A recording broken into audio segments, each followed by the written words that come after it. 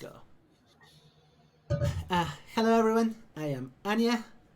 We are playing today the Mecha Hack as part of the Open Heart Gaming Calendar. Today with me, please introduce yourselves in the order that you connected. Sure. Hey, I'm Nate. I'm playing as Crimson Eon, Mech pilot with a unknown past, even to him. I'm Brian, he, him, and I'm playing Ever Calder, call sign Breaker Zenith. He, was the rookie, but now he's considers himself a seasoned veteran because he's gone on one mission and has fired his gun a couple of times. Allow that. All right, I'm John McLeod, he, him.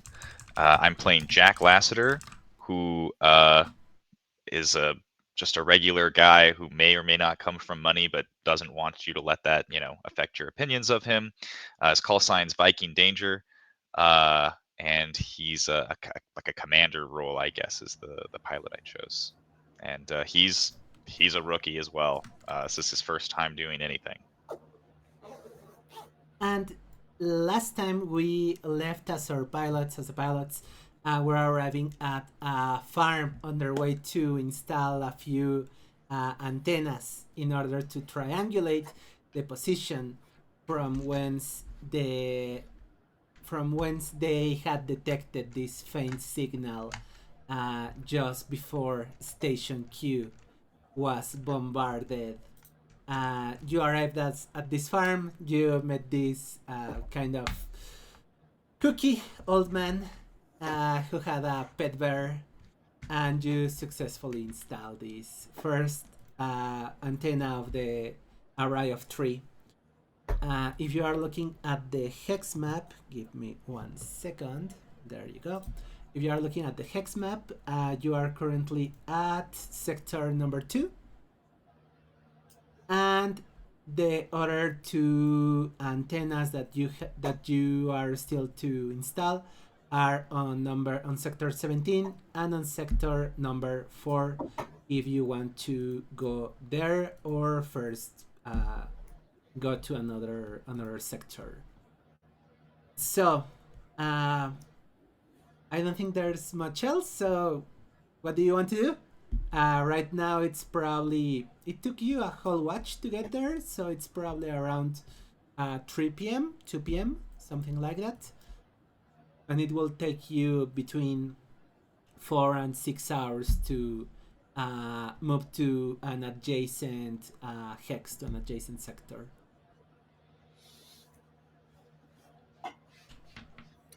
Sounds great. Well, let's head out. I think we're going to head through Hex 3 towards Hex 11. That seems like a good plan. Okay, then. So, let's roll to see if there's an encounter as you move into Sector 3. Okay. So, you make your way from this sector, mainly characterized by this big crater, into Sector 3, and the jungle gets immediately denser. Number three. Give me 1 second. Actually, before we get there, Yeah. I think last time, Breaker Zenith's mech got a little overheated. So can I use my my striker mech? Can I try to repair his damaged reactor with my reactor charge ability? Give me 1 second, because I'm pretty sure after a short rest your heat will get back to normal. Give me 1 second.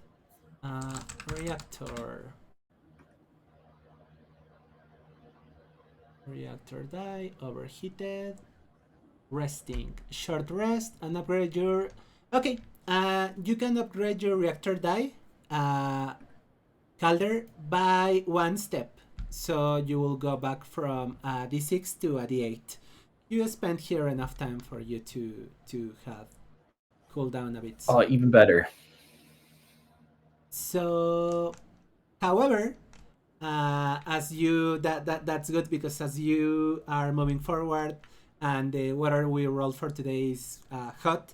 So please give me a reactor roll, everyone, please. Okay. So that's a d6 for you, John, for Jack Lasseter. Okay. Roll. So number 3, we're okay. Yep. So number 2, and Kodiak's reactor, Crimson's Ion reactor downgrades by 1 step. Okay. So narratively, does that mean that it like overheated or he overused it? No, you What's are the not fiction overheating at this moment. You will overheat if you ever roll a 1 or a 2 on a d4 when your reactor downgrades to a d4. Right Oh, now okay. you are basically just going towards the red on your gouges. Okay. What did you roll? Sorry. Me? I got a 3. Okay. Then we are cool. So as you move towards sector number 3, and the jungle starts to get denser and denser and denser, please, everyone, roll a mobility save for me. Mobility. You are rolling a d20 and trying to roll under your mobility. So if we were traveling, could we say that I was in my travel mode? Yeah, sure. Okay. So then I think that I get to roll twice on that? Hang on, I have to You find it. use action, enter vehicle mode, roll your reactor die, you ignore difficult terrain. You ignore difficult terrain, you have advantage on mobility test. Yeah, you can roll twice, and we Yeah. will Sweet. use the lower die. Okay. So Sorry, guys. I promise I'll get faster at this. That's perfectly fine. Did anyone fail their roll? Sorry. It looks I like. might have. Maybe. Let's see. What is my mobility? Yeah, somehow I failed. I also did not make the mobility check. Okay. I rolled a 1. That's perfectly that's super good, Calder. Okay, so you are moving into the jungle, and I'm pretty sure that Viking Danger is going ahead, trying to open to open the road for you all. Sure. And then Ian, you over. And yeah, it makes a lot of sense because you have the highest systems stat. As danger is moving forward, you hear a click on your sensors, and then you are pretty sure that Viking Danger has just stepped into a landmine. Oh no, that's not good. Oh man, be careful! I think you might have stepped into mine as I step on another mine because I also basically, yes. What do you want to do? I think this will be this situation where if as soon as you move out of the as soon as you step off the mine, it will trigger. So what do you want to do? We've got to find some kind of weight, right, to put down to keep the mine down, or we got to find a way to disable it while we're on it.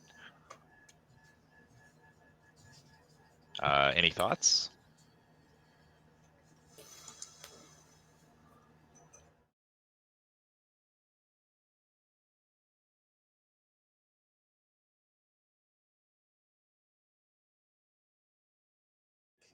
Anti-mecha mines. Yeah, I'm pretty sure that they are not anti-personal. They are mecha. Well, I'll start searching for something heavy enough, but it might be hard to find. Maybe Well, we're in a pretty thick jungle, so maybe something we just a lever that we could like press down on it and then just be far enough away when we let go.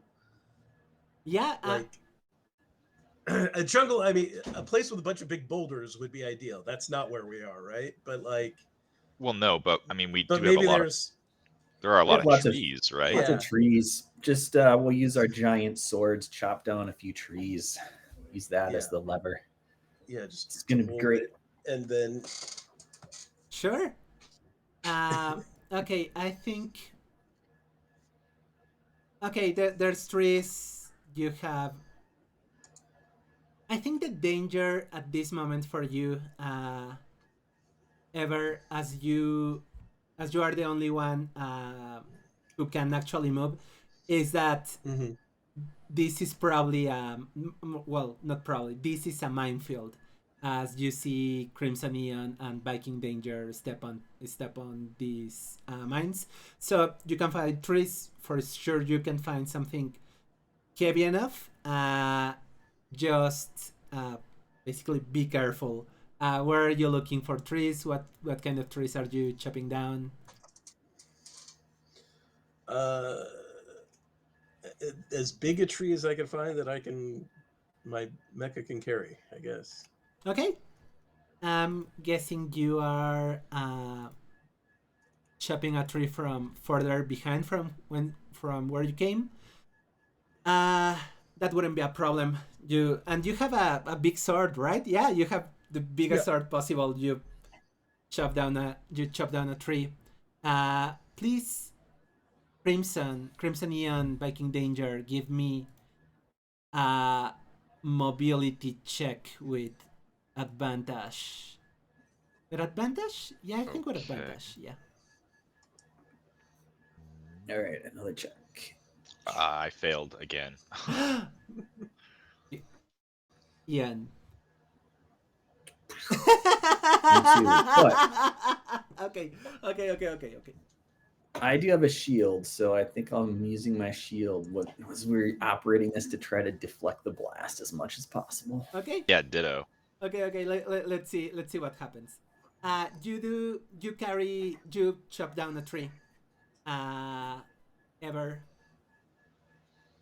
Who are you trying to free first?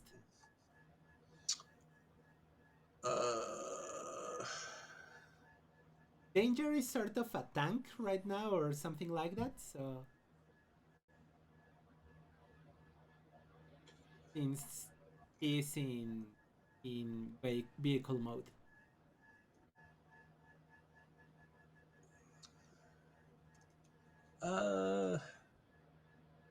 What? What would decide? I guess I will help Viking Danger first, just because they're like the commander or whatever. What is it exactly? Yeah, commander. Yeah, I think that's what it's called. Okay. Sure. So give me please. I think it will be a systems check. Ever.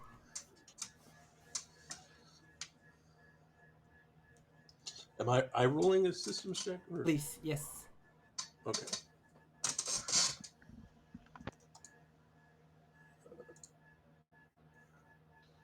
Another one. A one.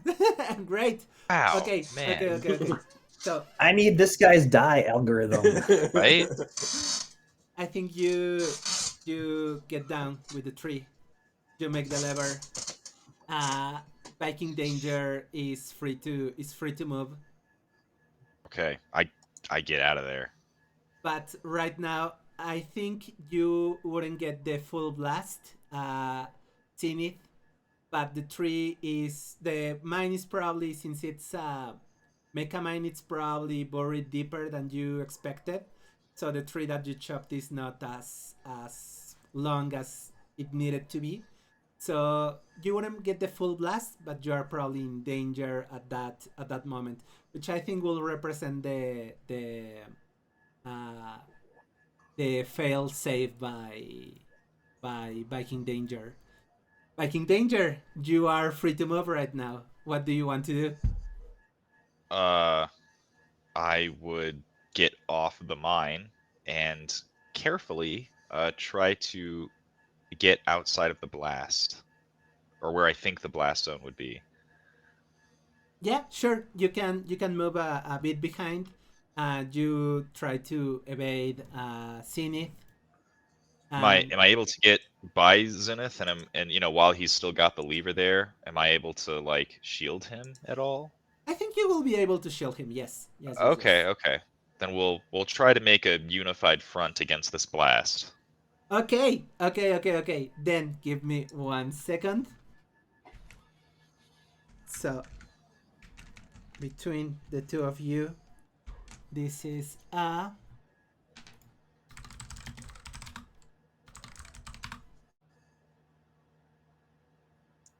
there it is. Pretty sure.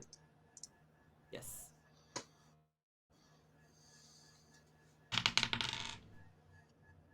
Okay, yeah, that goes better than I would have expected.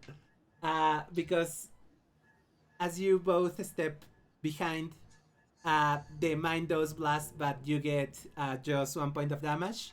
Either one of you can discount it from their armor points, whoever likes to. Okay. Sounds like a plan.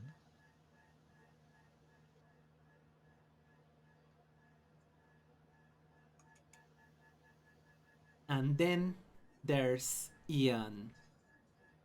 What do you want to do about Ian? Well, now that I'm free, can I help Zenith here? Maybe find a deeper tree, a bigger tree. Like now that we know kind of like how deep they are, maybe it helps us with our next roll.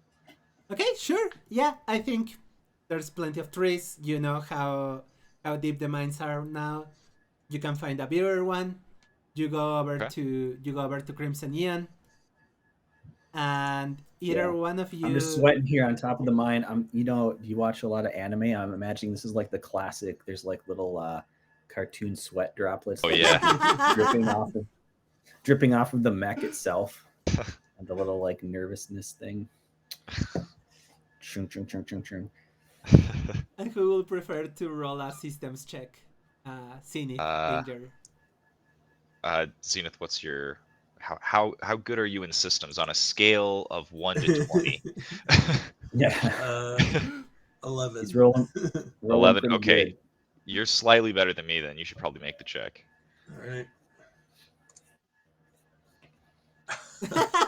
Yeah. Okay. Oh, was it bad? Okay. I rolled a 19. Oh no. Yeah, that's not good. Give me 1 second. And it sort of makes sense because Ian had rolled. Okay, yeah, that's not good. For the three of you, it's 7 points of damage as you prefer to distribute them. But basically, I think you go and you don't coordinate as well as you were expecting, and then probably Ian steps off just before you are able to press down on the mine, and you get 7 points of damage total between all of you.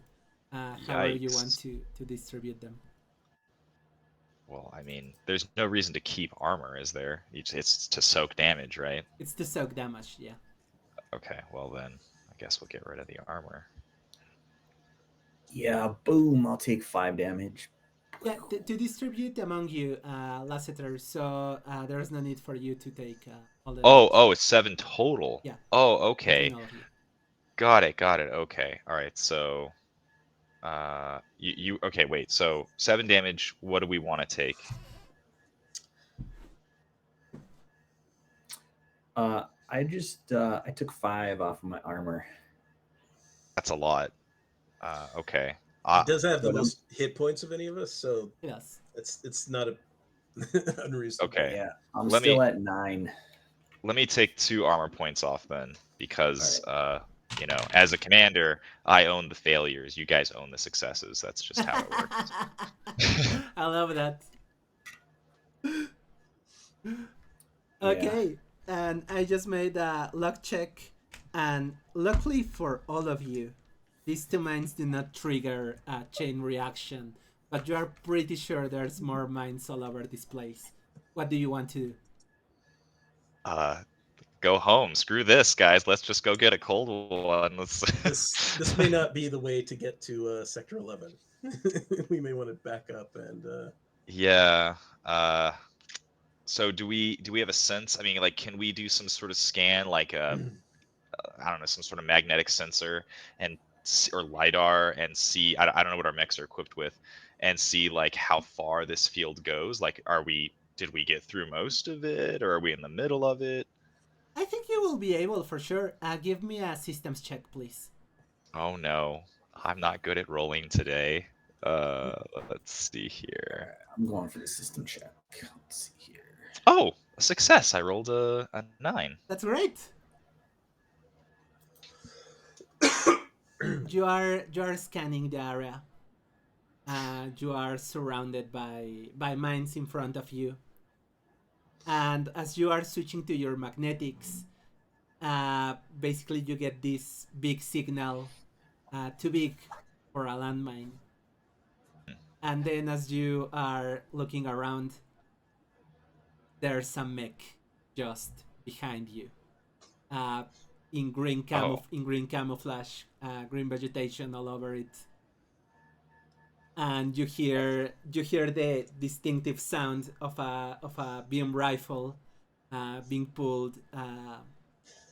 The ¿Cuál es la palabra en inglés? I'm not sure what's the word. I know that word, but you hear the sound of a beam rifle pointing out at you. And please, everyone, roll me a mobility check because we are in combat. Oh my god, it's the same roll again. I failed. The exact same roll. Jeez. Sucky. In combat, what mobility check means is if you go before or after the enemies. So Okay. give me 1 second to draw a couple of things. Okay. So basically, if you are looking at the map, these will be landmines.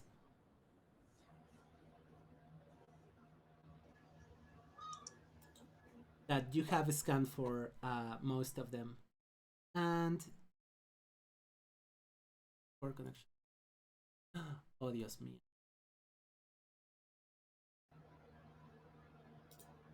Is so. Hello? Hello, hello, hello. Hello, hello. Hello? Sorry, I think I lost you for a second. Oh, weird. So, brawler. We have a brawler. We have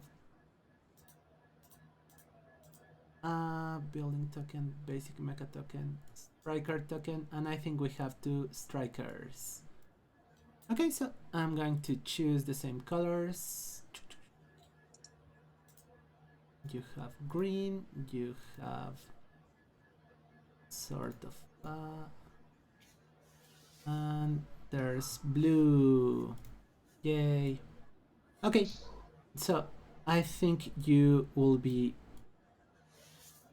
probably distributed sort of this way, and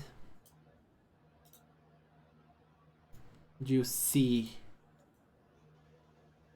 a mech in pretty close range, and you hear another one probably coming from this area, but you are not sure exactly where. At least those 2, and let me draw a couple trees for you.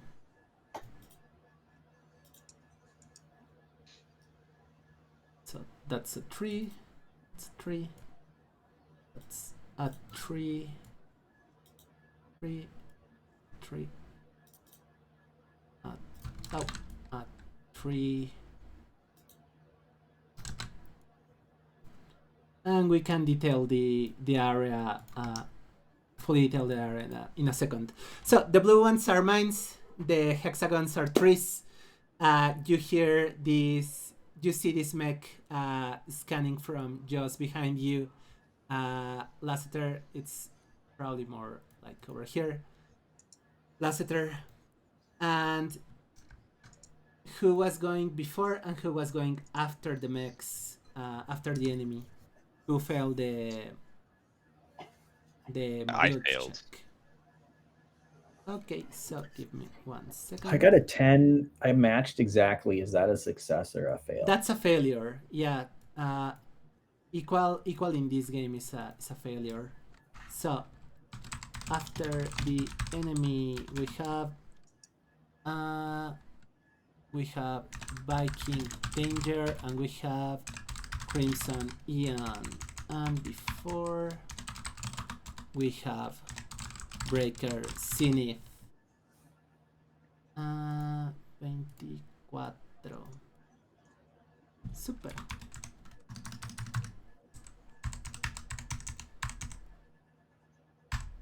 Okay. So, Zenith, you hear, and there are the rules. Zenith, you hear the enemy just behind you as Viking Danger gives you the alert. What do you want to do? You are unfortunately the one that's furthest, but you are 1, 2, 3, 4, 5. You are in range to hit it with range attack if you will want to. Yeah, I will take a shot at him with my submachine gun. And you have adaptive robotics, reactor recharge, and reflective shielding. Yeah, go ahead. Roll your. Yeah, that's a hit. Sure, and roll your damage die, please. What is my damage die?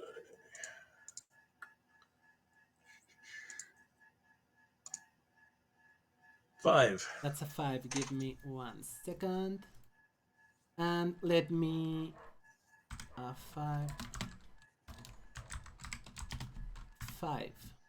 Okay. And let me just quickly go through this. On your turn, John, Nate, you can do any of this stuff. You can move, you can attack, you can test an attribute to complete a task. So if you will say, I want to do, I don't know, move a boulder, for example, that will probably imply a power check, a power save. So we will roll for that. And you can use your modules or any special ability that your mech has. Those are the basic actions. You can take any 2 of those actions, but if you repeat an action, and only if you repeat an action, you roll your reactor die. Basically, if you move 2 times, if you attack 2 times, you roll your reactor die. And some models will ask you to roll your reactor die as well. Some models or some abilities. So, as you see Breaker Zenith just turn around and open fire on this mech that got you by surprise. Zenith, do you want to attack again? Do you want to move? What do you want to do? You have 1 more action.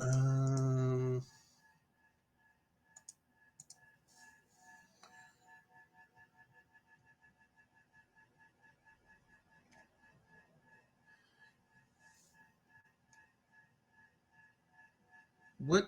Okay. Is Crimson considered close to me, or would I need to move? Crimson, you will have to move, but he is just a few meters in front of you. So I'll just move here. Yeah.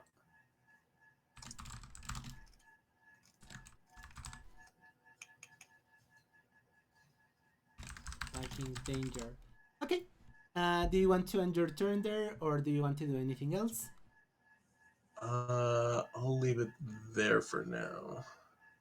Okay, sure. And give me 1 second, please.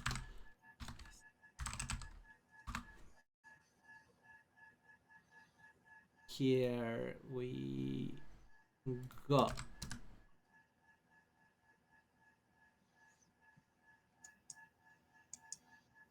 Oh yeah, that's right.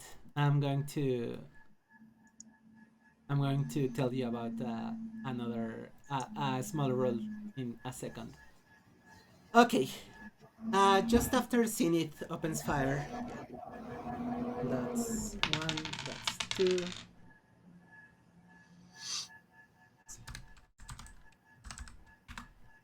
Basically, you blow up some of the camouflage of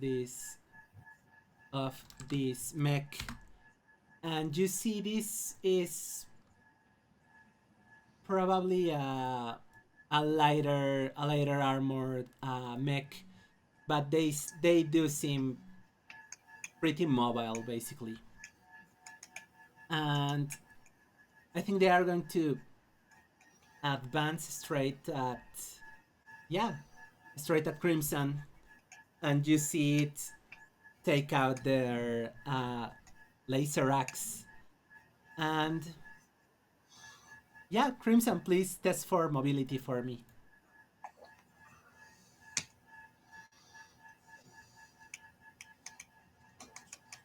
You are muted, Nate.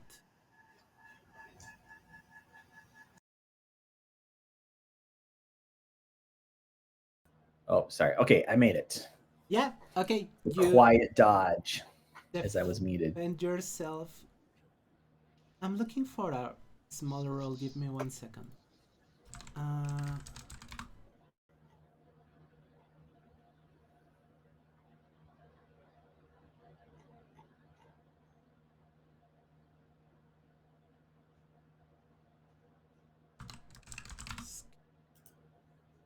Here is what I think.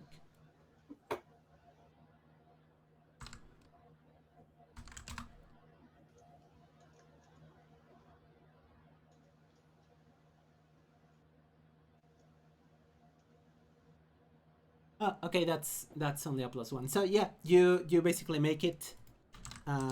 Patrol. You make it, and then Viking Danger. You hear the beam laser coming from your left.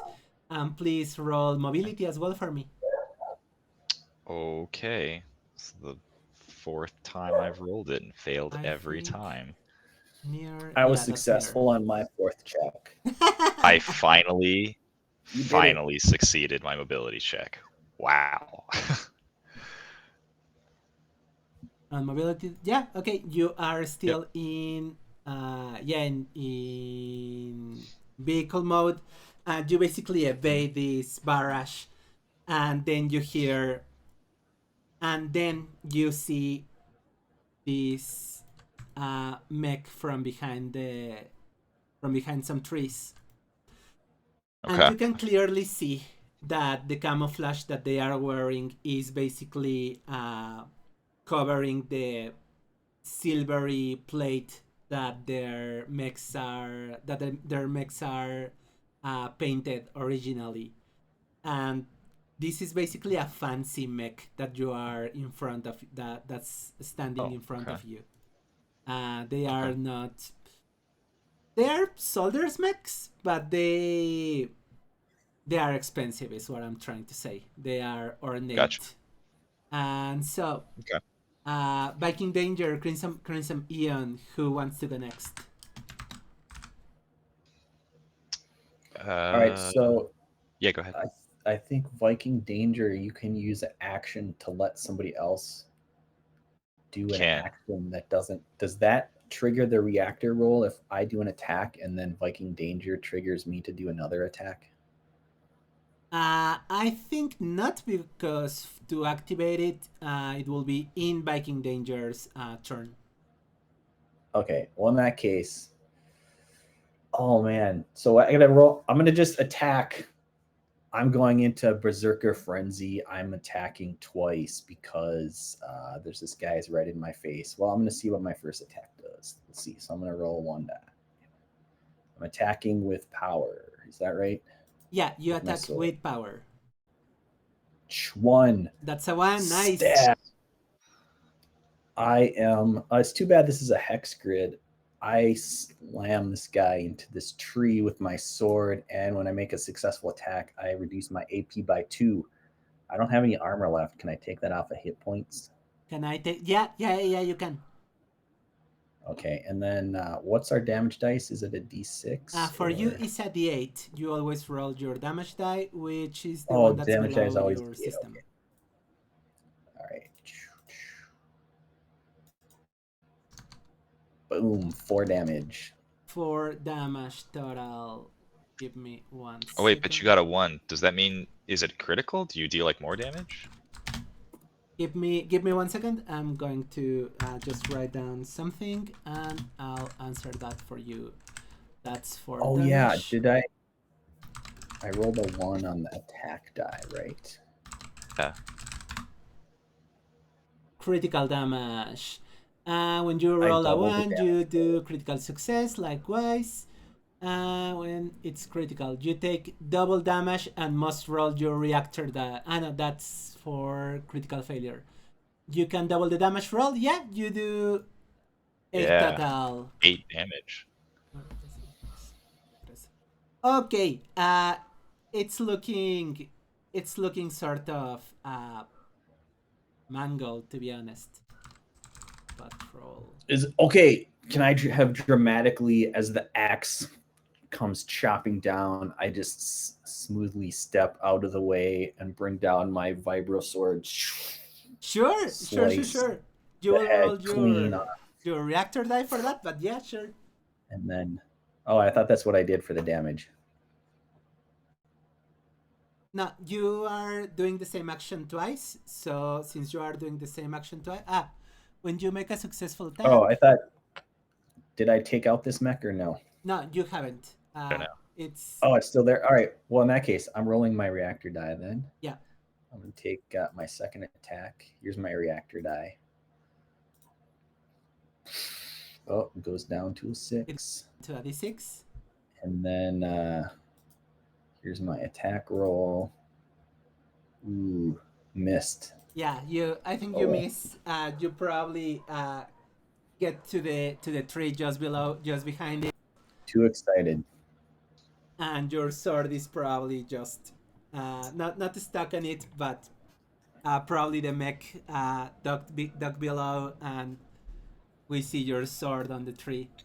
Back in danger. What do you want to do? Geez. So I like the idea of letting somebody else attack again. I think I'll do that. I'll use my command. They both were very successful in their attacks. But Zenith has been doing really well consistently. I think I get on my comms. Zenith hit him again. Yeah. Zenith, I think, is also in much better shape to do the follow-up reckless attack ability. My mech is barely hanging together. And Zenith I take the shot and I miss. Yeah, I think it's because you are just too near to Crimson Neon. Maybe as Crimson Neon is moving, you are afraid to properly hit this enemy mech. And you still have one action. You rushed me. I mean, it's what I was about to do. Sorry. Yeah, I have to watch that in the future, I guess. Since I'm still in my mobile mode, I can't like shoot or anything, but I could use the environment, right? So like, could I ram this tree that I'm in front of and just see if I can knock it down hard enough to just crash into the mech behind it? I love that. Yeah. Give me a power check. Yeah. All right. Let's see. Please, come on, dice. I think that's successful. It's 14. That's a 14. Yeah, you are trying to topple this tree or this one? Sorry. Let me. The one below it. Yeah, that one right there. Yeah. Cool. So you ram into the tree. The tree, yeah, you were successful, falls down, and sure, roll me your damage die. I think roll me your damage die. Oh, okay. Sweet. Yeah, I like that. Let's see, a D8. 4 damage. 4 damage. Give me 1 second.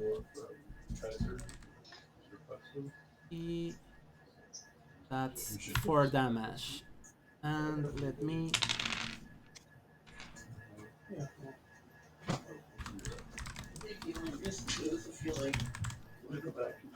Okay, sure. Sweet. Let me just roll a d6 to see if they are trapped. I think they are trapped for the next round. They are trapped between the two trees for the next round. You do some damage. Basically, it's, I think their left arm is trapped between those two trees as you topple this one. Zenith, it's your turn. What do you want to do? Let's take another shot at this guy. There we go. That's a 5. You hit. Nice. Okay. Do you want to use your reckless attack? 8. 8 damage. Okay. Oh. Yeah. Probably Wow. don't need it. Probably don't need it. Yeah. Give me 1 second. Okay. Yeah. With 8 damage, you basically see the mech in front of you start smoking, and I think you are pretty sure you are done with this mech. But as they start smoking, it rams towards Crimson Ian. Ian, give me please a mobility save.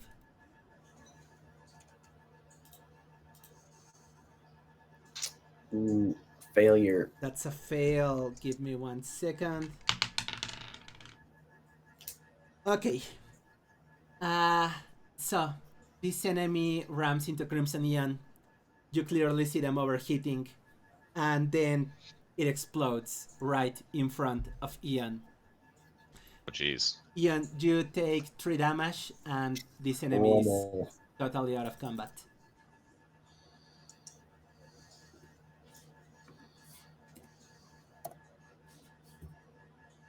How's it Soon to looking be over there, followed Ian? by Crimson.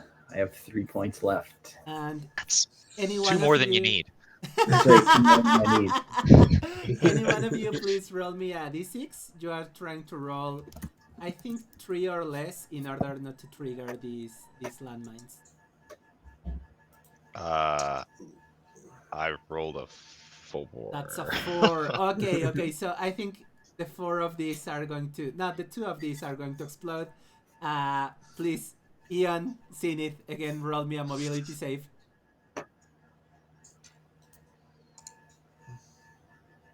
Also failure. Oh Kaboom. my god. Jeez. I succeeded. I succeed for Zenith. Okay. Give me 1 second. I'm rolling this one. We're gonna drag your mech to the next section. I actually don't believe this. Because Nice. See? You take See? 2 damage. You take exactly the damage it takes for your mech not to be. That's all you needed. That's all you needed. Yeah, that's all you needed. Wow. And I think you see these silvery and golden plates fly off to you. That's maybe what ends up exploding the nearby landmines. And Zenith, at that point, you've been stationed in the planet for a bit longer than everyone else. You recognize the armor of this mech as QQ as a Kyuku mech.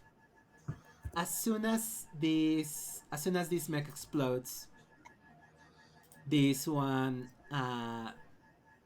gets into their comlink and says,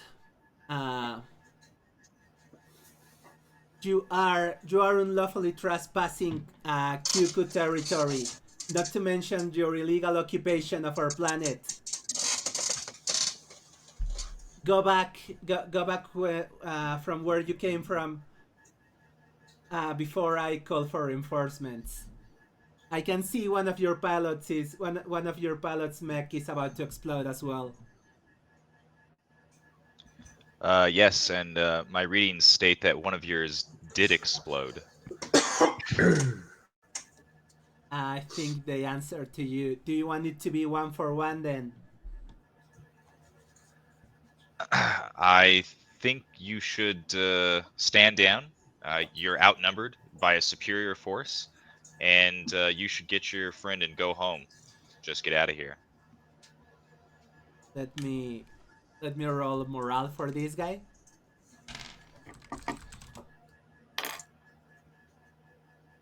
And also, you're trapped under a tree. Just, factor that into what you're saying here. That's true, yeah. Give me 1 second. That's okay.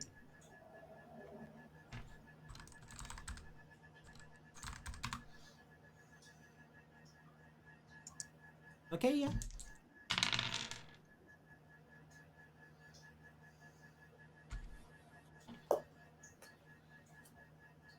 I think he's starting to.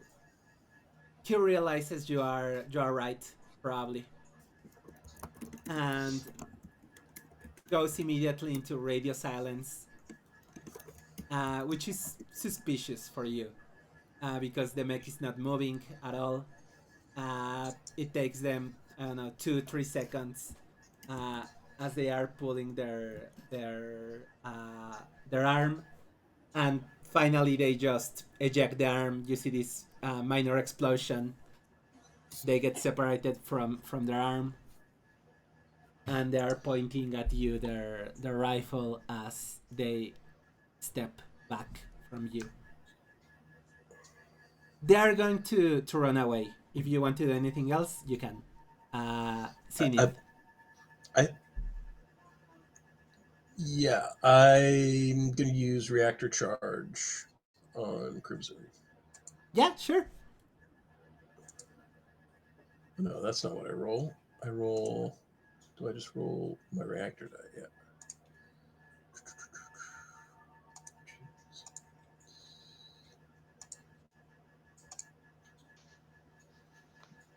Ooh, perfect. Thanks for the boost. All right, and Ian improves the reactor die by 1 step. This guy is running away. Does anyone want to stop them or something like that? I'm good to let him go. Either of you want to try and stop him? Seems okay to me. I think they sort of know that we're here. We should be. Actually, how close are we to the station? How close you are to the station? Give me 1 second.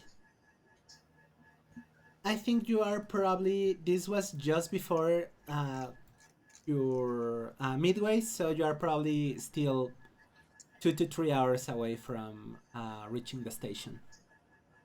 Okay, so I think we should book it. We'll scan for mines, go a little carefully. Once we're out of the minefield, we just blitz for the station. Okay. I mean, the team. You think that's a good idea? Yeah, are we in more of a like a BattleTech style universe where we want to be salvaging these enemy mechs, dragging it back to base? You certainly can try to salvage a model from this mech if you will want to.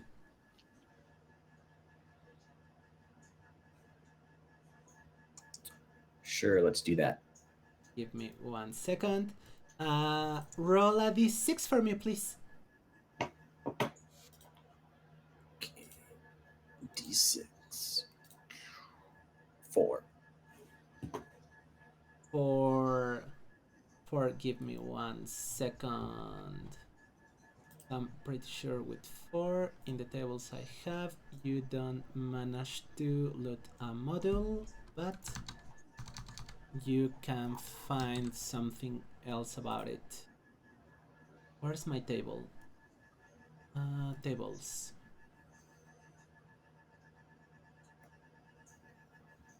Yes. Let me roll.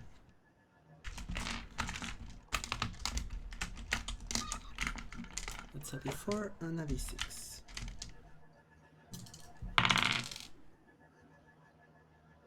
Otro D4. Okay, yeah.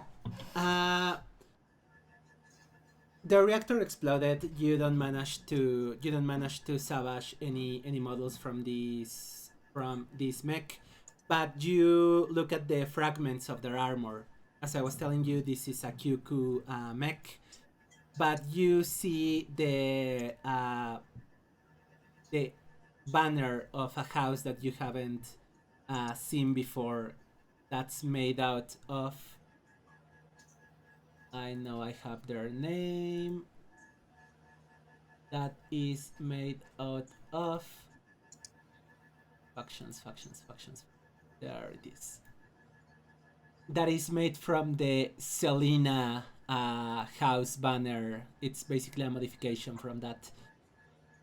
Selena is the prince of the QQ, living on exile in the planet's moon.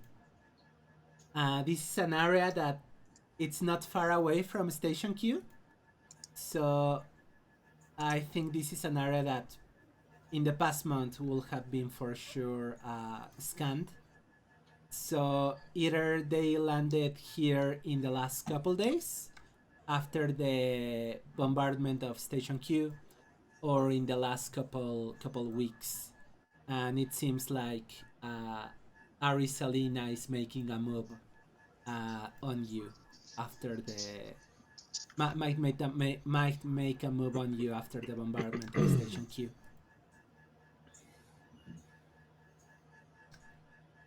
What do you want to do?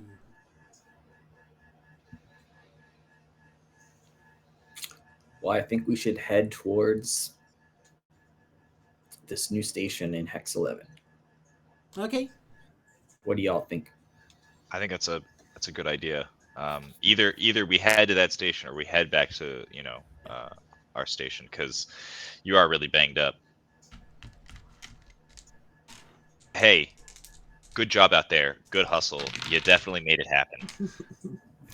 That's right. Okay. Yeah. You start moving through a jungle at a slower pace in order to avoid more landmines. And I think as you are avoiding them, you are pretty sure that it's basically a perimeter around something. You have seen some QQ soldiers in this area, so maybe a small station for them, a small barracks or some kind of for the QQ. But you maintain your distance and you reach sector 11. I'm going to just make a note for number 3. Are we able to contact the previous station? Like, do our comms reach that far? Are we able to contact the previous station? From number 3, I think you will be able to contact number 2, and you have set up an antenna at number 2. So yeah, you are able to contact them. Yeah, I think it will work sort of as a relay in order to contact our. As we travel then, and we figure out that there's some kind of perimeter here with the mines, I'll reach back to June at the other station, and I will let her know that there's something of interest here that needs to be scanned, but we can't do it. We've got to head into Sector 11 because Crimson is wounded. His mech is wounded. Okay. Yeah. June is on the radio with you, and she says, "Hey, so you managed to set up that antenna?" 1 out of 3. She says, "All right. No, give me 1 second." 1 out of 3 antennas deployed. 1 out of 3 mechs out of action. June says, "Let me just. We are finishing up with a chopper. We should be able to give you some support later, probably tonight. Just try to make it to the night." Can do that. Thanks, June. Keep the lights on for us. June, June just says, "That's confident of you. I like that." So, you move towards number 11. At number 11, at sector 11, as I told you before, give me 1 second. 11. Yes. Yes. Okay. At number 11, you had received reports of this fallen down research aircraft with probably some good equipment for Node, for your station, some nice equipment for you to loot. What the reports didn't mention at the time, and that's clear for you as you are moving near to sector 11. Yes. It's these old banners basically marking a perimeter for the QQ. This is very similar to the abandoned hunting grounds that you found on Sector 19 ever. So this is probably as well abandoned hunting grounds, as far as you can tell. Abandoned hunting grounds by the QQ, who use these hunting grounds to hunt kaiju. There's no kaiju signal that you can discern at this moment, but I'm just letting you know kaiju are a possibility over this place. It takes you about another hour to reach this large research aircraft, and by that point it's probably like, it takes you 6 hours. That's 3. It's probably 9 p.m. I think it's nightfall by the time you reach this aircraft. Do you want to start looting right now? Do you want to spend your night over here? I think we need to find a defensible position to spend the night, just because we've got somebody who's so wounded. I don't know, thoughts? Yeah. So if we do this short rest thing, we spend 1 hour, we regain our armor points, increase our reactor die, and get 1 hit die of hit points back. So we might want to do that, and then That seems like a really good idea. Down somewhere for the 8-hour full rest. Yeah, so if there's like a defensible position where maybe an elevated position where we would have cover, maybe that would be the best place for us to do that rest. Mm-hmm. Okay. Yeah, this, as I was telling you, this is a large crash down aircraft. You probably can get on top of it. You can make a small improvised garrison on top of it. So yeah, you can do that. And sure, for your If you just want to do a short rest, you regain all armor points. And roll a hit die, please, to see how much you heal your hit points.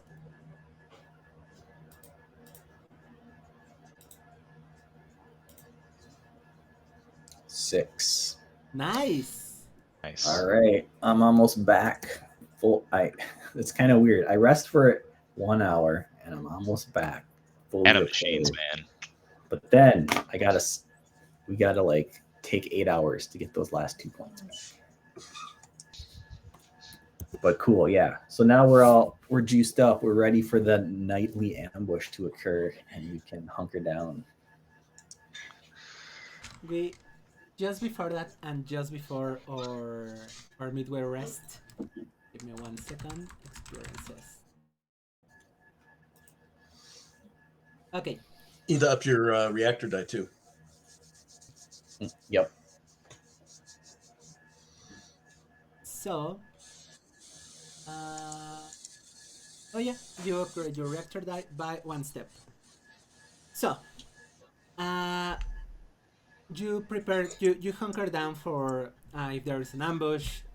You will wait a few hours until sunrise to load some equipment, and then you are basically waiting for whatever happens.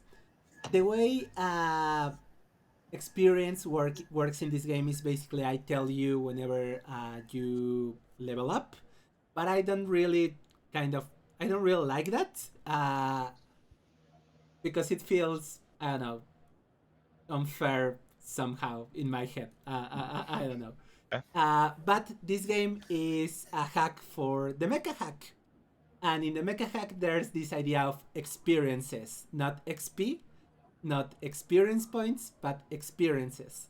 And basically, experiences is sort of a meta token that you get for whenever you have a moment to share something about your character from before. You share this experience, and when you share this experience, in the Mecha Hack you have to buy a round of drinks for everyone, but here you are not able to do that, or that's rather not as much the point of the game. That sort of nitty gritty, how much gold do you have, kind of game. But if you want to, you are able at this point to share one experience. For example, in the case of Kodiak, maybe the experiences of the last couple of days or being hunkering down here for an ambush makes you remember an aspect about your past.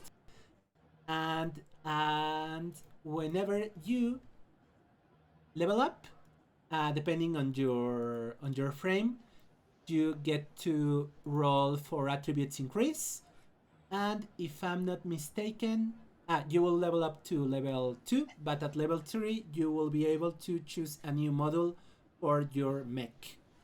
Okay. So we are going to, I think we're going to come back to that. So if you would like to take a 10-minute rest, and we come back to share these experiences as you are preparing for whatever happens for it. Sounds cool? Yeah. Cool. Nice. See you in a couple minutes. All right.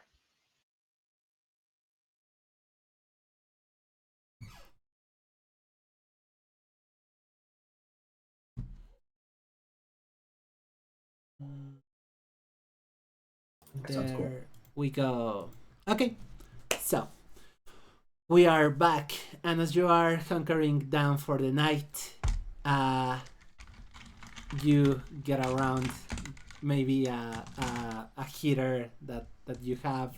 I don't think you will light up a fire because I'm 100% sure a fire will attract kaiju, or maybe you are just around the reactors of your mechs, and you set up to tell some maybe war stories or whatever you feel like sharing at this point. And you will reach level 2. Who wants to go first? Jack could go first. Go ahead, Jack. So let's see. I imagine we're all kind of hanging out in our mechs, just watching or waiting for dayrise.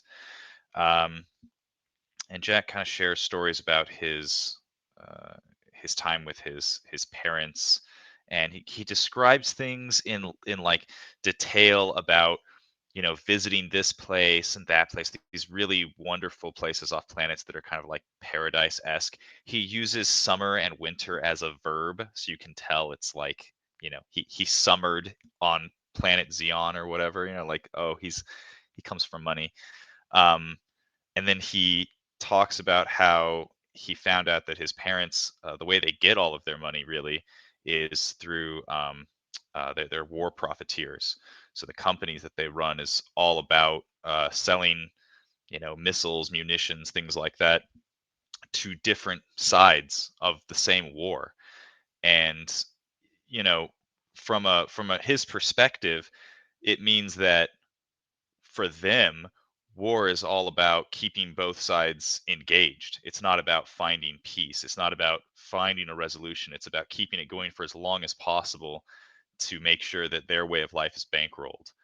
And so, Jack decided he didn't like that, and he decided to put an end to one side of the war at least.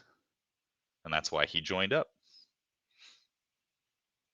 That's intense. Yeah, I love that.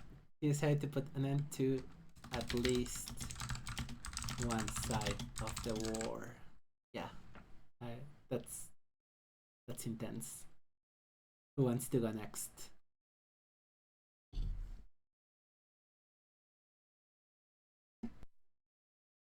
I think we're both eating, but I'll go. Yeah, as Franz is repairing his mech, he's having flashbacks to the Vega system as they were prepping. He was also doing the same sorts of minor repairs and touch-ups, getting ready for this big defensive action that they were about to participate in. And the last shot is him with his buddies from Vega. And then he wakes up on Ares after some other catastrophic battle has occurred 5 years later. Waking up on Ares. Okay, I like that. I really like that. And Ever, what do you have to share for the night? Yeah, I think keeping watch here is reminding him of basic training, and there was one of their instructors would always sneak off and then try to catch them by surprise as a way of teaching them to always be alert, be on the lookout, and so I think they him and then the rest of the cadets like organized a system where they just kept track of that sergeant, so that when he did go sneaking off, they would just get a quick like heads up, whoever was on watch, that he was out there. And he's like, yeah, I don't think the QQ or the kaiju are going to be quite so easy to work around. So I guess I better really stay sharp. Okay, yeah. I love that. So, in order to level up, roll to see, rolling twice for presence and power. Roll your hit die to gain new hit points. Okay, so first of all, please everyone roll your hit die, and that will be the hit points that you gain at this moment. Okay. Hit die.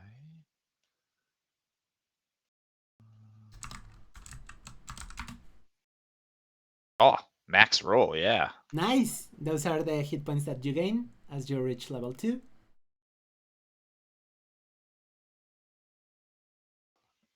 And this goes on our mech, I'm guessing. Yes, sort of. The way the game works is that you have your mech scale and the pilot scale.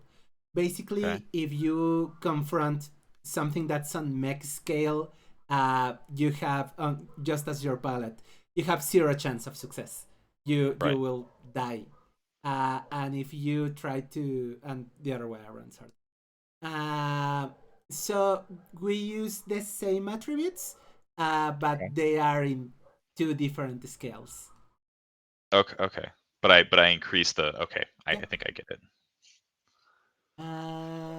Okay, and you will also roll a d20 for each one of your attributes, and if it's higher than your current value, your attribute will increase by 1. Okay. So let's see. Just for Equal to or higher than? give me 1 second just to verify it. You for each attribute higher. Darn. Okay. If you roll higher, your attribute increases by 1. Okay, that one doesn't Just work. take note that for brawlers, that's Breaker Zenith and Crimson Ian, you roll twice for power and mobility. Basically, you are rolling with advantage to level up for those. And for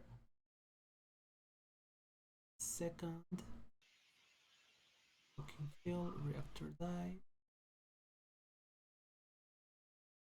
crippling damage. Oh no, sorry, adaptable robotics. You are strikers, not brawlers. Sorry. You roll twice for systems and presence. Sorry. Zenith and Ian. You roll twice for system and presence. We roll what does the twice brawler and roll increase twice once, for? or we roll twice and increase twice?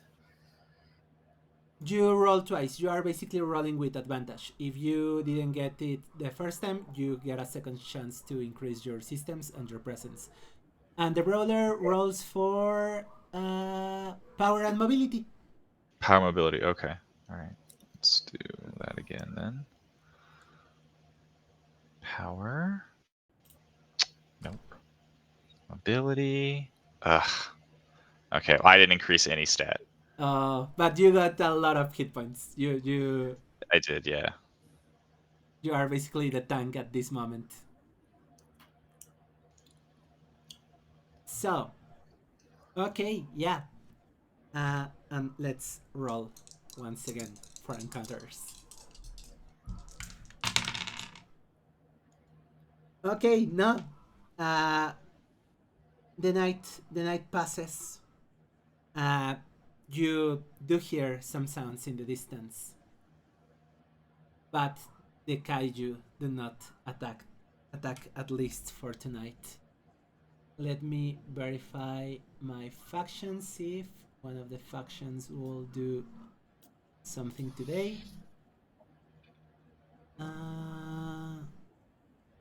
No. They have taken an action, and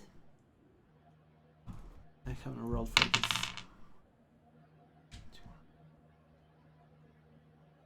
5. Okay. Okay, yeah, that's basically your night.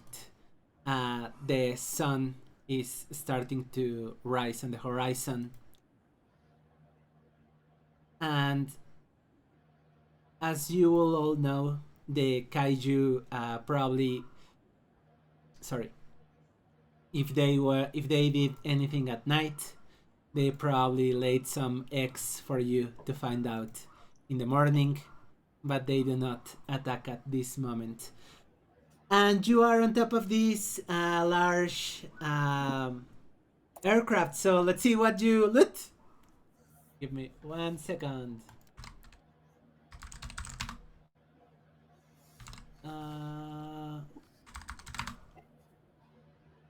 Here it is. Okay, everyone, please roll a d8 and a d6 and give the results to me separately, please. Okay.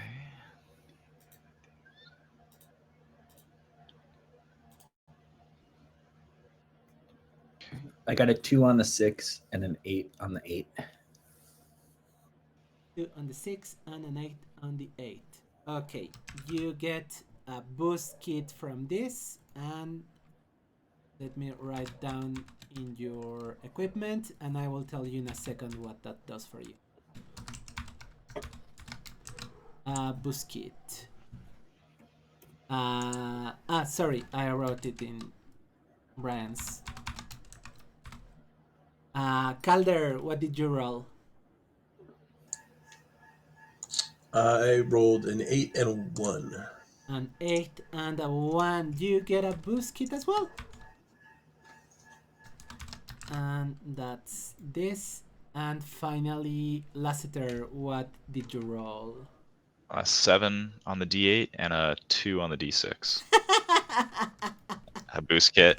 You all roll for boost kits, but Okay. that's the personal equipment that you find. Give me one Boost kit. second. Okay. Please roll. Whoever wants to roll for it. That's a D10 and a D6, please. A D10 and a D6. All right.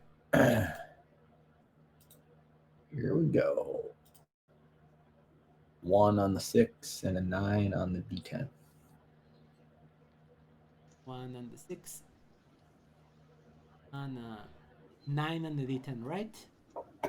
Mm-hmm. Can you roll a D20 for me, please?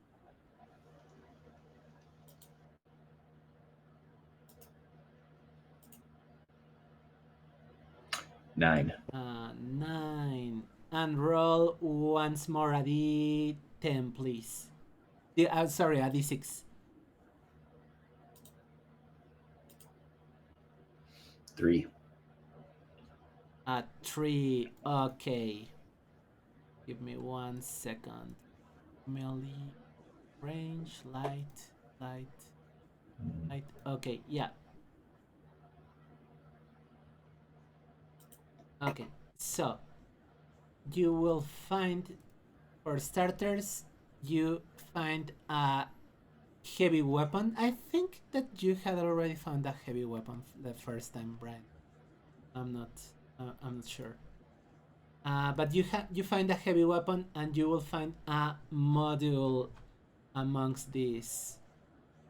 So this module, where's my?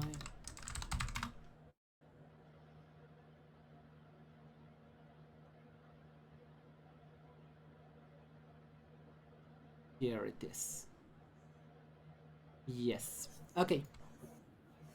Super reactor. I'm going to write it here, but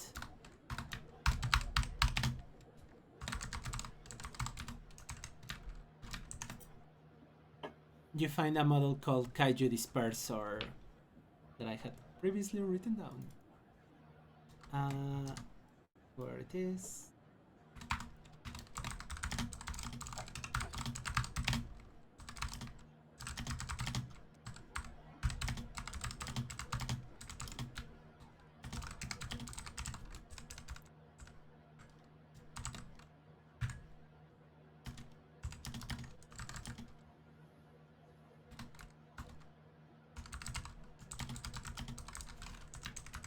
Here.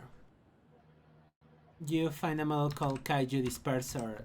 You roll your reactor die, and you are able to make Kaiju 1 hit die higher than you. You right now are hit die 2. Flee for the next round. So if you were to be ambushed by Kaiju, you will at least get a round to gain your footing.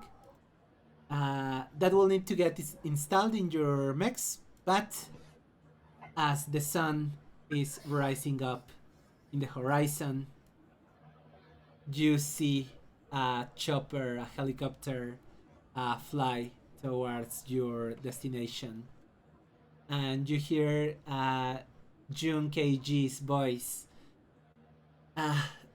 Sup, family? Did you have a good night of sleep?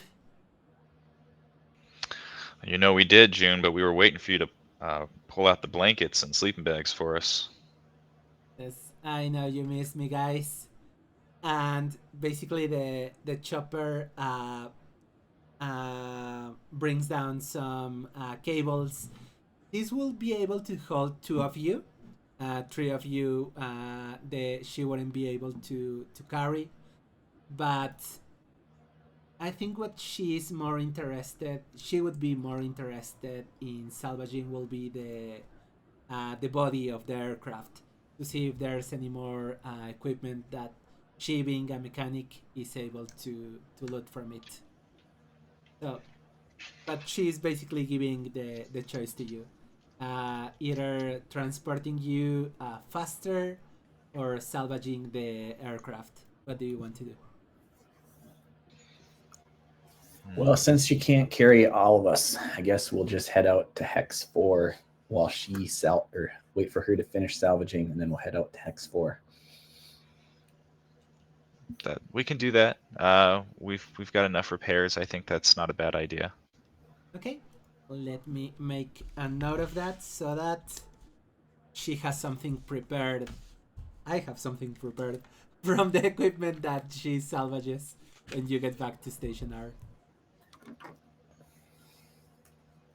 Station R makes new equipment.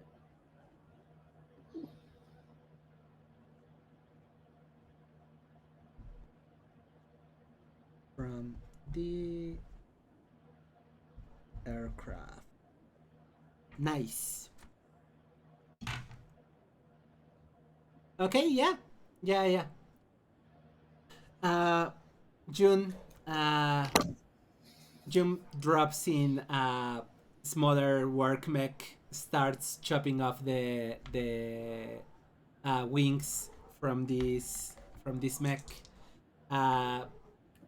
A couple of her mechanics start setting up straps for to secure it, and about an hour after that, she takes off with the body of the aircraft.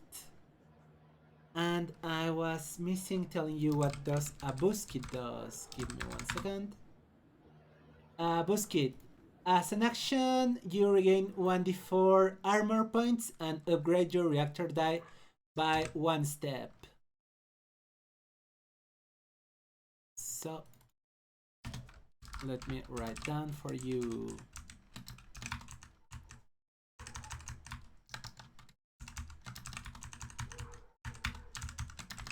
Yeah, and basically you see June head off into the horizon with this aircraft, leaving you to reach sector number 4. What do you want to do next?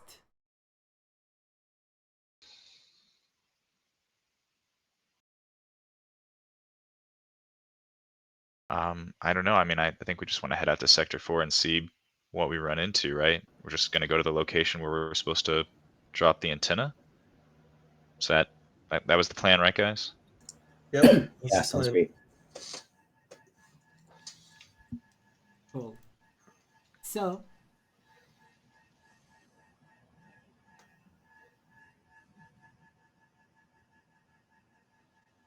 I've rolled for encounters in your way. There's no encounters. I'm not rolling encounters today. That's weird for me, but that's fine. Please roll your let's roll for weather. Sorry. Somebody roll 2d6 for me. I don't know if you guys want me to do that. I've been rolling really bad. I got it. All right. 4 and 4. That's an 8. It's cooler than the previous day, so we won't be rolling for 4 reactor dice. Today, the sun is up in the sky. There's some clouds. It's a bit cooler than the previous day as you head for Sector 4. The jungle opens up as you move into Sector 4. And you are basically moving nearby these hunting grounds for the QQ. You are leaving the jungle behind. And this is an area that's been... Yeah. This is an area that the station has maintained previously... That Station Q had maintained previously quarantined only for certain members of the military.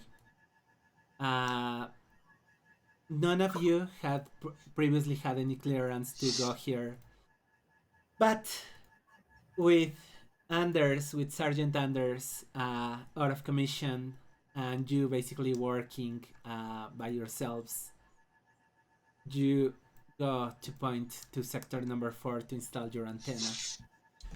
And very quickly, you realize why this sector has been quarantined, and probably the reason why Station Q was installed near here. You see this large... have you ever seen these sort of termite monticles in... Oh, yeah, the big ant hills that go up like this. Yeah. You see these large structures. They are clearly kaiju made, but they don't seem like ant hives or anything anything as crude as an animal will be able to make. This seems much more intended. As you move through this, they seem to be arranged into blocks and sort of buildings and spaces that will make for a city, essentially. A small city, a small settlement, but a small kaiju settlement. Let me see if you, as you going, you read kaiju signal. You do not read kaiju signal, but you will be able to infer that these will be also tunnel entrances. What do you want to do? So could you repeat that? It's also what at the end? Tunnel entrances. Oh, okay, tunnel entrances. Okay. And yeah, basically this is something that that the military intelligence had kept from you. Super. Love it when they do that. Well, if we plant the antenna and run, it's just going to get knocked down. I wonder... I mean, do you think maybe we should ask Madonna about this? I mean, if military intelligence kept this from us, they probably have some other intel we want to know about before we go and start blowing up tunnels, right? Maybe? From here, you wouldn't be in range for a Station R before setting up your antenna. We could set up the antenna and then say, hey guys, we set up this antenna next to a kaiju pit, so it might not be here tomorrow. Over and out. Yeah, like, I mean, I'm all for fighting some kaiju, but I don't know that I want to take on a whole city. Yeah. And I don't know, I mean, do we know with previous experiences, like, do they respond well to radio frequencies? Or is that something they're able to pick up on? Does it frustrate them or agitate them? Roll a d6 for me, please. Oh, okay. I have rolled a 2. Yeah, I think you will have some information about that from previous experiences. Yeah. Okay. Give And so me does it affect them? let me check my notes because I have Okay. a couple notes. Kaiju. Because now radio transmissions, I don't think that they will. I know they wouldn't.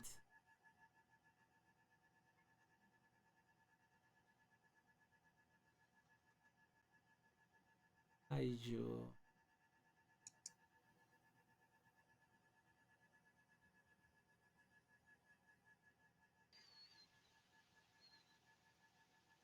Yeah, no, radio transmissions, you are pretty sure that they wouldn't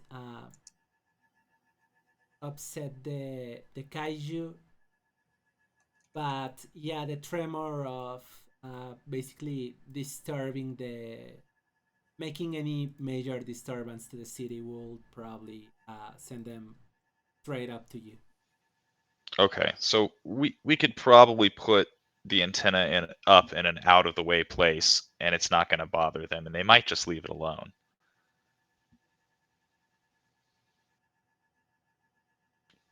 All right, I mean, wait, let's just put the antenna up then, and just try and put it a little ways away from this city. Let me make a note that I have to roll later for something, but yeah.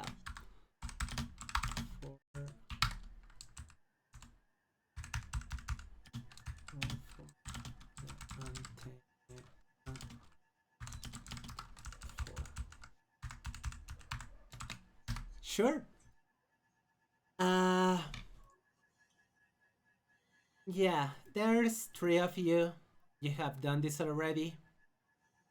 I don't think it will require. I think if this was the first antenna that you will be setting up, it will require a systems check.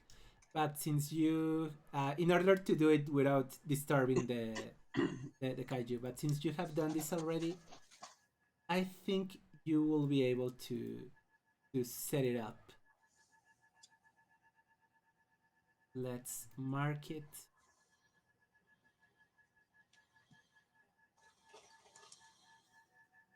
This takes at least an hour as you are choosing a spot for the antenna. It's early in the morning. Kaiju tend to be active on the evening and at night.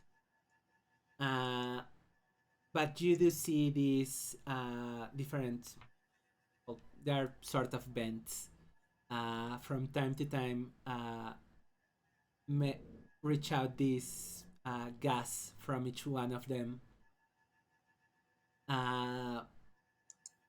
Basically, you are able to perceive some activity below your feet, but no, the kaiju do not reach out to you at that moment. Okay, well that's and good. You are able to set up antenna number 4, which might not be here tomorrow morning, but for the time being, it's here. All right. Well, Crimson, if you wouldn't mind, maybe let HQ know their tower is up, and we're not very pleased with them about keeping this intel from us. Roger that. I shall inform HQ that we have raised the antenna at the kaiju nest. Madana, here's your As I'm sure you're well aware. That's it. Madana hears your transmission. And she says, who gave you authorization to go into Sector 4? Who authorized this operation? She starts, you hear her yelling around looking for somebody to explain this to her.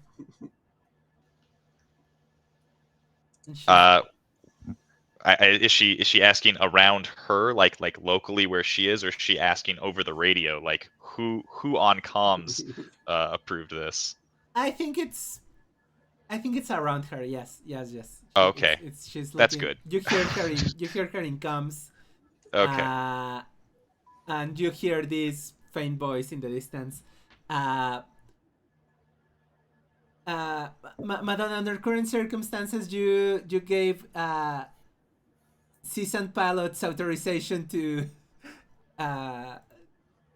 deploy on missions. She says local missions, not missions, not missions 3 sectors away. And she reaches up to you and she says,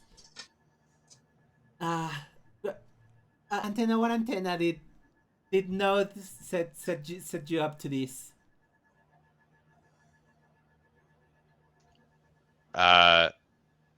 Say again. This is 2 of 3 antenna we were setting up to help identify the strange signatures we've seen from the ships that have been passing overhead. It was Ilyn, not Node. Sorry, I have to move this name around. Yeah. And she says, Ilyn is gonna hear from me, and she says, yes. We'll talk about Sector 4 when you get back, but I just hope you are keeping safe out there. Hey, it's safer than the minefield. She just... There's not much point for Station Q at this point anyway, and in Sector 4, so any information that we can gather from there, it's going to help, I think. I hope, rather. She says, yeah, definitely. Just don't take long, whatever intel you are able to gather. All right, well, we'll keep on and then we'll head back to Station Q. We've got one more to go, and he kind of looks up at the sun out of the visor in his mech. Might be back tonight. We'll see. I just want to point out at this moment that Ever and Basilis fell into the tunnels at point number 6, and that was connected through tunnels to sector number 7. And these are definitely tunnel entrances. When they made the choice to go to sector 7 to take the road to the north, there was also a tunnel branching to the south. So probably towards sector 5. And there is a chance that those tunnels also connect to sector number 4. Just letting you know. So yes, basically you have installed this antenna. Madonna is going to have some things to share with you as soon as you get back. What road do you want to take for Sector 17? Well, we could play it safe, and we could go through Station Q and then through the KQ factory, or we could try our luck through 6, which is the tunnel entrance. I don't know, team. What do you think? I'm not totally clear on what happened to Station Q. It was obliterated and they left. Yeah. All right. Basically. Let's walk through the ruins of Station Q. Sounds good to me. Give me 1 second, please.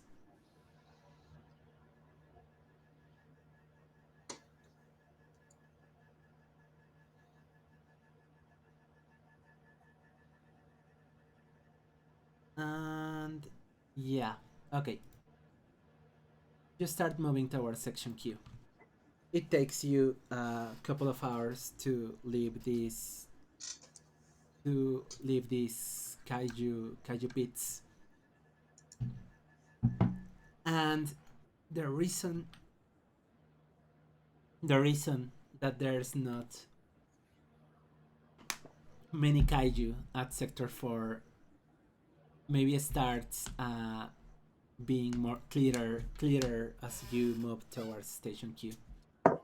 Before you leave the Hex, I'm going to tell you, as you are heading up to Station Q, you begin picking up a lot of kaiju activity. Your sensors are certainly not long range, so you know there's a lot of kaiju basically at Station Q. You are not at Station Q. You are able to take the path towards sector number 5. You are free to go towards Station Q. But also, what I'm also trying to say is that the reason there's not a lot of kaiju signal at 4 is because there's a lot of signal at 1. So there's a chance that you are able to move more freely if you take the tunnels at 4.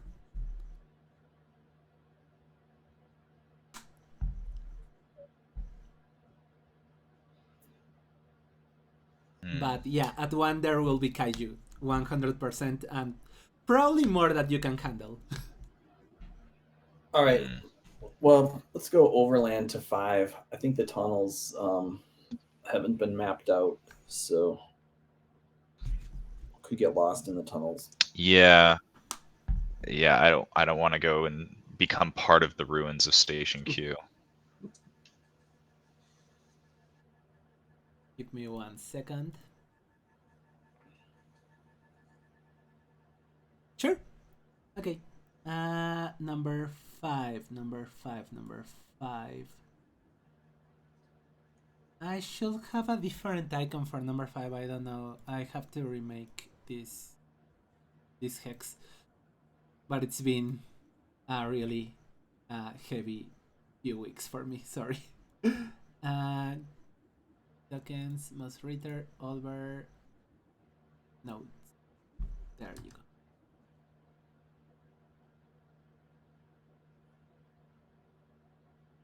Okay, this is jungle, this is not tunnels, this is not a crater.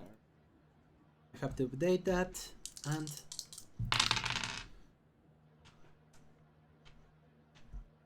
it's impressive, I'm not rolling any encounters for the day.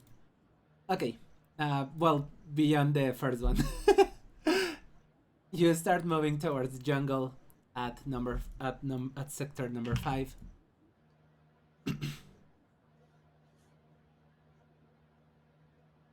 And as you step into this hex a couple hours before noticing this kaiju signal taking a detour, you start seeing, just as you saw on sector 3, you start seeing sort of banners, but these banners are made out of kaiju bones and kaiju skulls.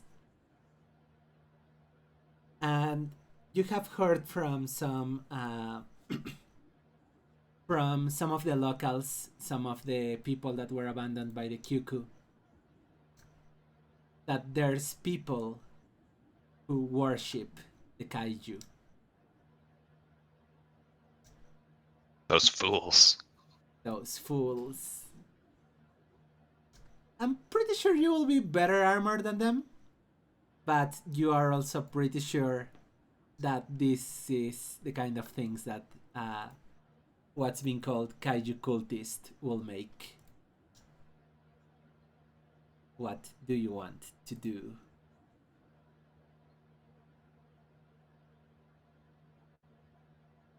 Up here, the... Yeah.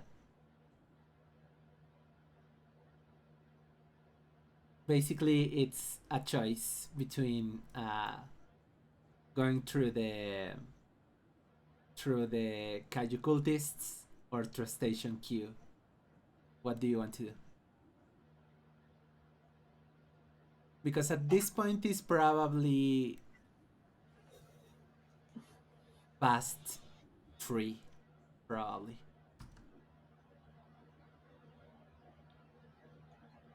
All right, let's just blast through these kaiju cultists.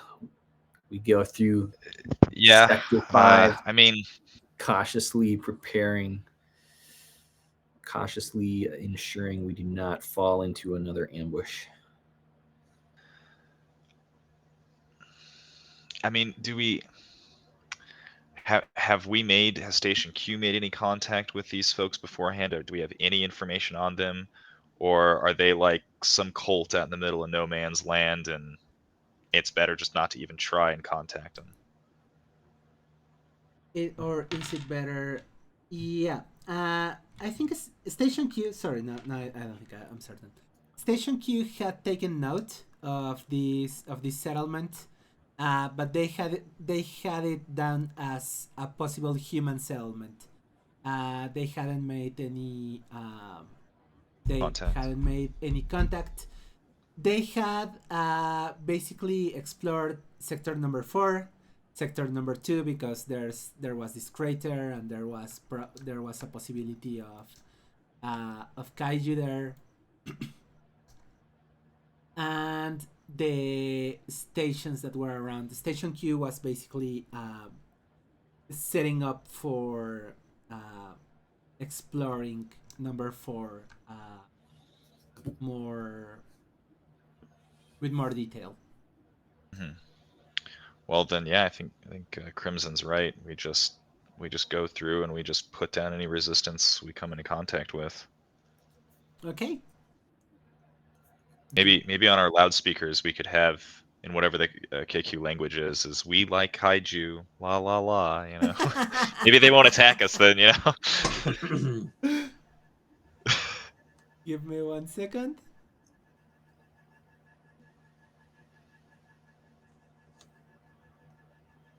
Yeah.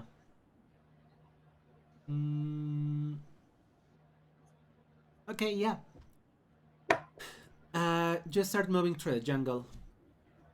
You see all of these banners, and the jungle makes way to a river, and the river is basically carving out a canyon out of the jungle, and you start moving through this canyon that cuts from south to north towards number 6. And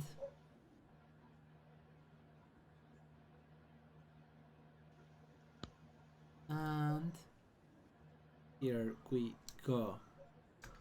Okay, this canyon is about 15 meters wide.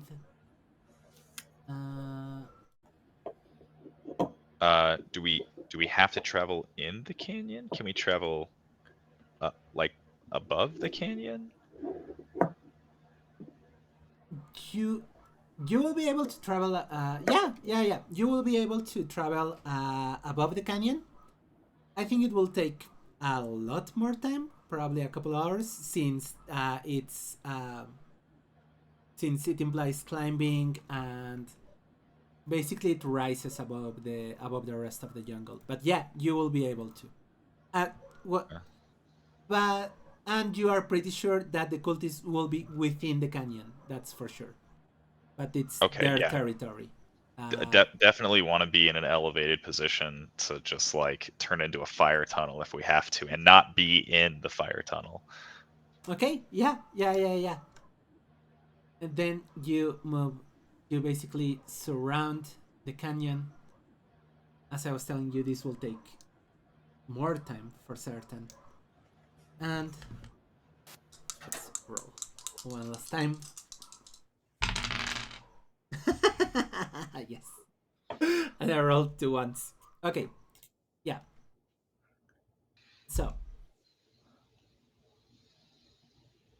let me figure out my thoughts.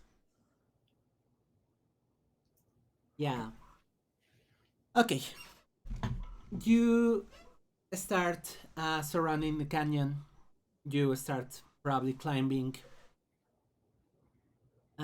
Making some noise probably, since you will need to, in order to surround it, you will need to use your retro rockets and that kind of stuff in order to keep on moving up. And in front of you, you see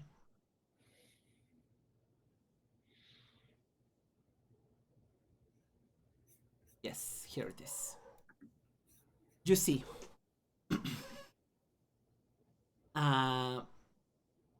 higher up, you see a kaiju.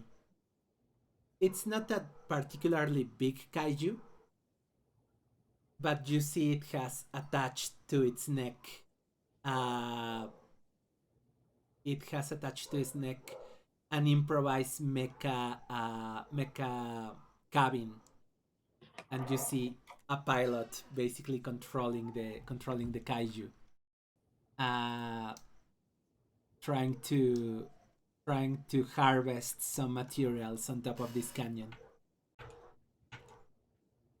At this point, this person has the upper ground on you, so if you move forward, they will notice you immediately. But this is 100% unexpected. What do you want to do? And you said that this was a kaiju picking up the material, or it was somebody like one of the cult members or whatever picking up? It's a kaiju with a mecha cabin on top of it, basically. Huh. There's somebody piloting the kaiju. What's the material that they're picking up? They are picking up.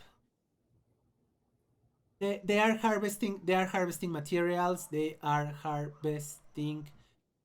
I do know what they are picking, because I wrote down some of that stuff. 5,000 pounds of pure diamond.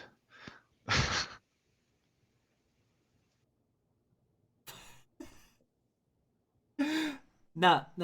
They are picking up. Here it is. You see them basically carving away the walls of the canyon, moving out the foliage, the trees, and revealing beneath it this greenish stone that you weren't in the first session, but very similar to the green tone that was in the portal that Ever and Basilis found in the underground tunnels. Oh, okay. So Vasilis and is it Victor? What was the other person? The other pilot's name? Basilis and Ever Calder. And Calder. So Vasilis and Calder have seen this material before. Yes, they have. A similar material, at least. Okay. So Calder, this material that they're excavating, you've seen before. It's this green material. Do you know what it is? Is that was down in the tunnels we saw this? That was down in the tunnels, yes. Do we know what it is? No, not really. No. You said it was like a stone, or was it some kind of biological? Okay, stone.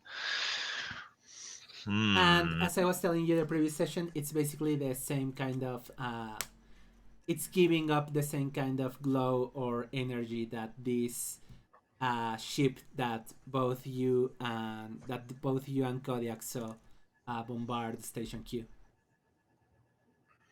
Oh, interesting. Okay, so maybe our mysterious enemy is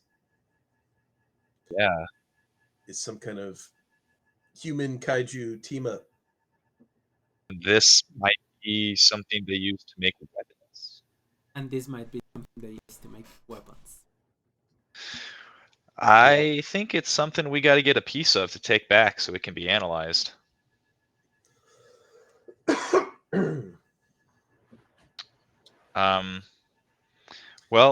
Let's see. Maybe we can observe this individual for a while. This is just a thought. This isn't what we have to do. Team, please, let's brainstorm this together. My thought is we sit and we watch and see what they're doing with it. see if there's a moment that they break or they leave to where we could go over and grab some, just so that we can take some back with us. That's my proposed action. What do other team members think? Well, it's unguarded down in the tunnels, so That's a good point. I don't know that we need to get. You don't see any more kaiju over here, but this looks, as I was telling you, not larger, but it looks like there's somebody piloting it. Kaiju have given you trouble before, and with somebody making the decisions from the kaiju, basically it will be a tactical kaiju to put it in a certain way. But there's not anybody else that you see nearby.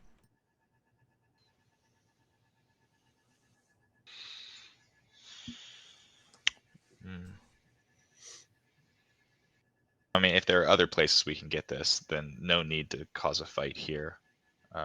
We can always go looking across the tunnels if we need to. You did not saw this material available to mine in the underground. That's the only note that I will make about that. Right.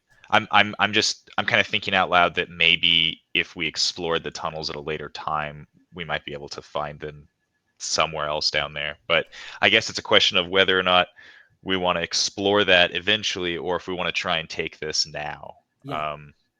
I mean, we have the opportunity in front of us. Yeah. Thoughts?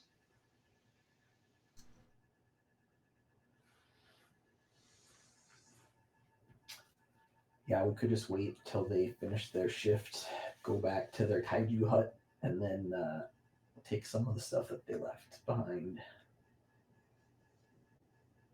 Yeah. Sounds like a plan. Calder, what do you think about that? Yeah, we can try that. I mean, I don't know that we're gonna get 3 mecha through here without being noticed, but we can, yeah, try to delay that until we're ready for it. We could try to get. I mean, we don't have to all go down there. I mean, if we have this elevated position, right, one can go down there, grab it, get out, while the other two fire down upon whatever chases you out. I'll volunteer. I can go into my mobility mode and I can run really fast. And you two can stay up here, fire down on whatever tries to chase after me. That sounds like a plan. Okay. Yeah. That does sound like a plan. Great. And this is the story of how we all died for a little green rock.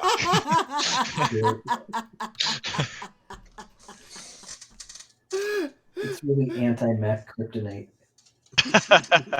Yeah. Powers down any mech that gets close. Oh my god. It had better not be. I'll set my mech to self-destruct and I'll walk back to the station. Okay, yeah. So, you are okay. So just to be clear, you are going to wait until this kaiju moves, finishes harvesting, goes probably into the canyon, and then try to salvage the materials that they were harvesting. Yeah, Okay. I think that's the plan. Yeah. Okay. Yeah. This person, as I was telling you a few minutes ago, has an upper position from you. If you advance, they will notice you 100%. However, if you stay here, they are focused on their work.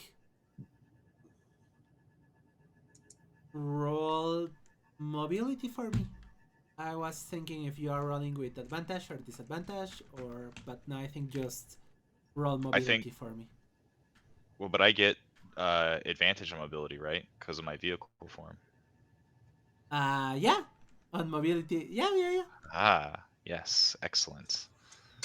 Okay. Success, I think. Hold on, let me double check. No, I lied. I lied. It's a 13 and my mobility is a 12. So I failed. Oh, so close.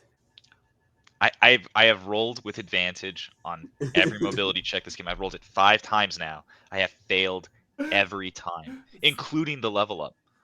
Zenith, Ian, please roll mobility for me as well.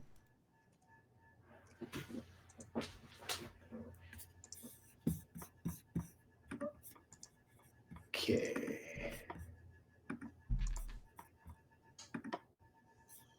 Zenith passes. And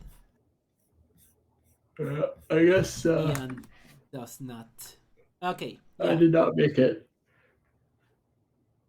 Yeah, what I think is happening is you are too eager to go after the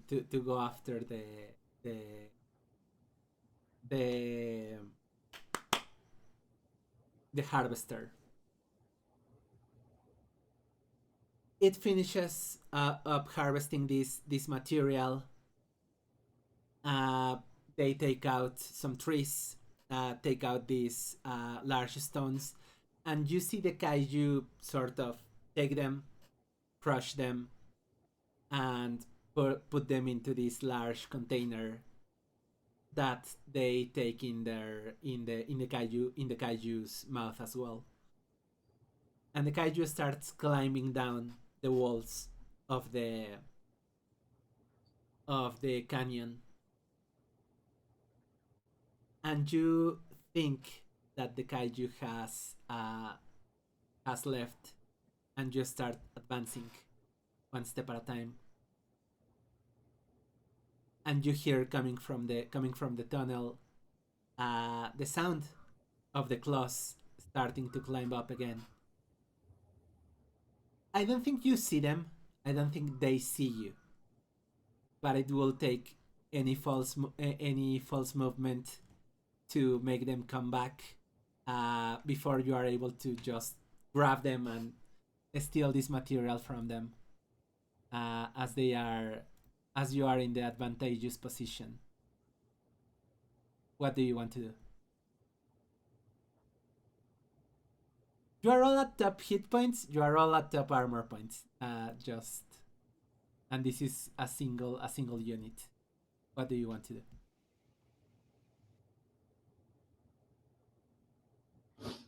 I guess we prepare for engagement. Yeah, if it's just a single unit, might as well. Okay, yeah. Do you prepare for engagement, or do you engage? Oh, I think we engage. I mean, might as well get the drop on them. Okay, yeah.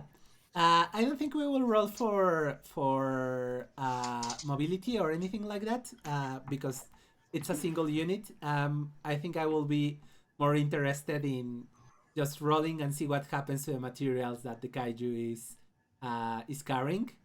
So, who gets the drop first? Who wants it? I'll open up on it. All right. Fire away. Here I go. 8. I hit.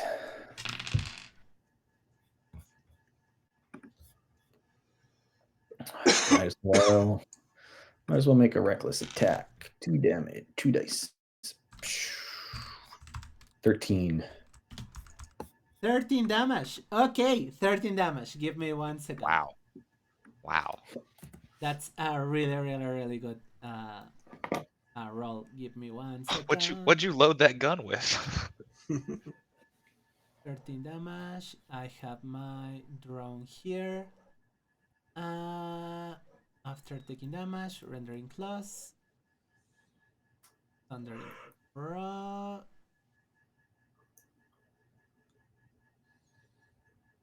Okay, yeah. Now, 13 damage is actually enough to kill this kaiju. Wow. So, you open up on the kaiju. As the the kaiju starts climbing up, and you meet eye to eye with the pilot of the kaiju as you open fire, and the kaiju basically explodes. The cabin is filled with the blood of the kaiju, the acidic blood of the kaiju, as it splashes onto you. And the kaiju basically drops this large container that it was holding on their mouth, and it starts tumbling from side to side of the canyon. It starts tumbling. So this is the material that you were trying to recuperate. Crimson Ian, Viking Danger, what do you want to do?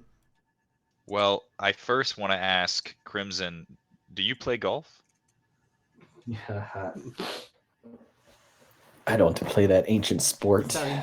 Well, I mean, because as I'm looking here, this kaiju has a hole in one. Let's start keeping score. What? So you're at 1. We'll just go from here. We'll just start from now on. We'll see who the best golfer is. Danger, what do you want to do? I'm gonna grab the material he was carrying, and then I want to book it. Yeah, it's tumbling down, so you basically have to jump after it as it's tumbling down.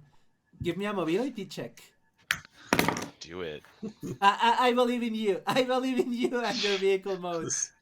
6 times the charm. This is the one. Oh my gosh, I succeeded. You succeeded, yeah. Okay, I think then your vehicle mode is very apt at climbing. Describe to me, please, your vehicle mode. How does it look like? So the mech's meant to be like a dragon-esque kind of thing. So the vehicle mode is he gets onto all fours and kind of runs around like imagine just a dragon on all fours running around. And so he basically runs down and then with one holds onto the side of the canyon wall and scoops the material up with his other hand and then starts climbing back up.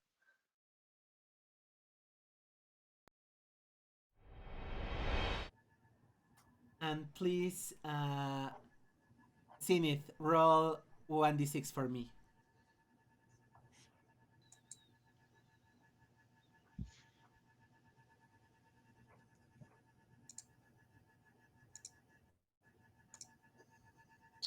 Four.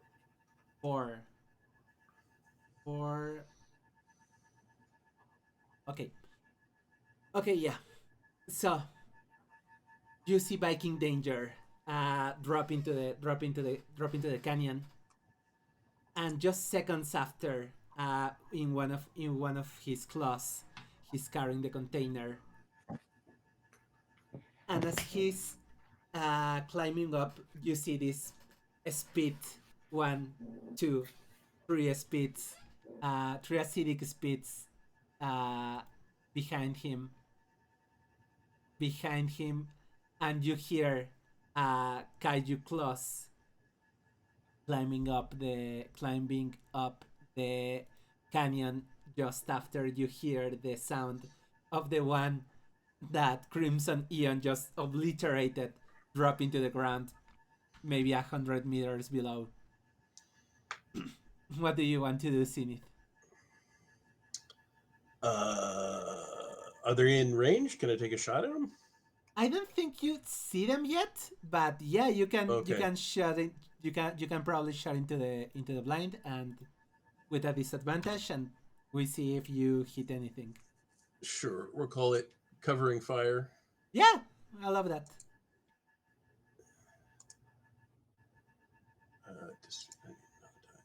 Roll your power with disadvantage, please. Okay, so disadvantage means I rolled a 20. So what is my adaptable robotics? When you roll a 20 on a test, you can choose to re-roll the die. So do I just re-roll one?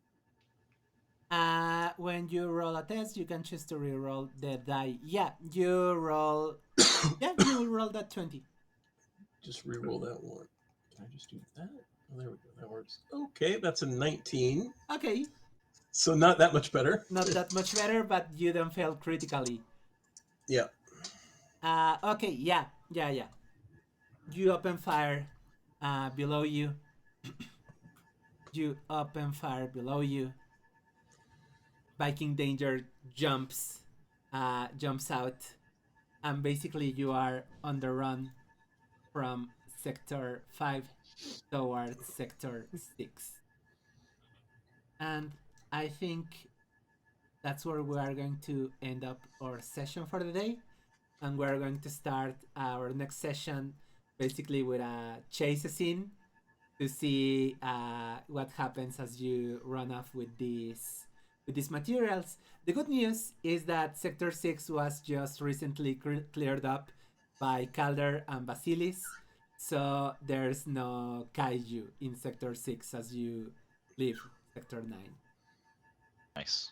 So we are going to start next session with a chase scene, and that will be all for the day. I want to just do some quick feedback as we finish up, but I'm going to stop the recording. Thank you very much. If you are watching YouTube at home, you